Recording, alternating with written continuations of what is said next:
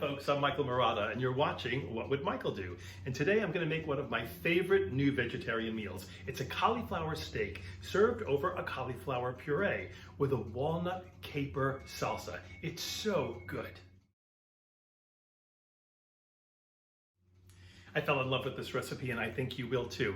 If you haven't subscribed to this channel yet and you like what you see, please consider doing that and feel free to share it. Let's get started. We're going to do the salsa first, which can be made in advance. Actually, all day ahead if you like. Here we go. We're going to start by toasting about 1/3 cup of walnuts. We'll chop them in after they cool. This is going to go into the oven at 350 for about 7 minutes until they start to brown. We're going to rinse and pat dry and finely chop a seeded Fresno chili. Now this is a lot of chili, so I'm going to do half. Get rid of your seeds, give it a good fine chop. Give those toasted walnuts a coarse chop. Meanwhile, I'm going to heat about 1/4 cup of olive oil and throw in some capers. This is about 2 tablespoons. They are rinsed and patted dry. And fried capers are all the rage this season, and they are what really makes this recipe come alive.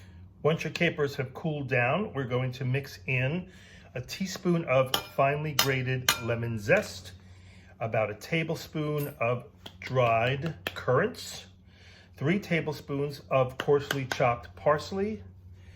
We're going to add in our chopped green pepper, our beautiful toasted walnuts. To that we're going to add 1 tablespoon of red wine vinegar. Give that a toss. We'll add a generous helping of some kosher salt. You can make this a day ahead and put it in the fridge overnight, just as long as you bring it back to room temperature before you want to use it. And cover it with our saran. Push that right down on top. Let's prepare the cauliflower. To get 2 steaks out of our cauliflower, we're going to split it right down the center. And we're going to want a good 1 to 1.5 inches thick steak. So cut off your edges. And give yourself 2 nice thick wedges. You want to leave enough of that stem so that it holds all the flowerets together.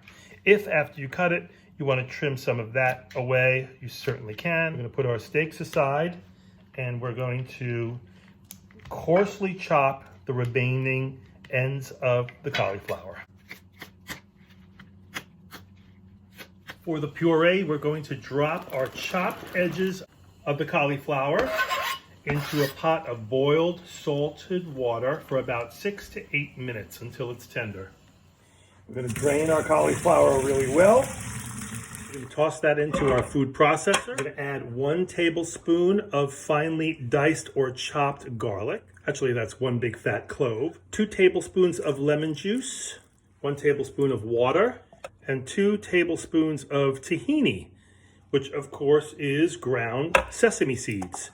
This is the major component in hummus with chickpeas. Always a good thing to have on hand. Season that with a pinch of salt. Process till smooth. We're going to set this aside and work on our steaks. We're going to heat a large skillet over medium-high heat.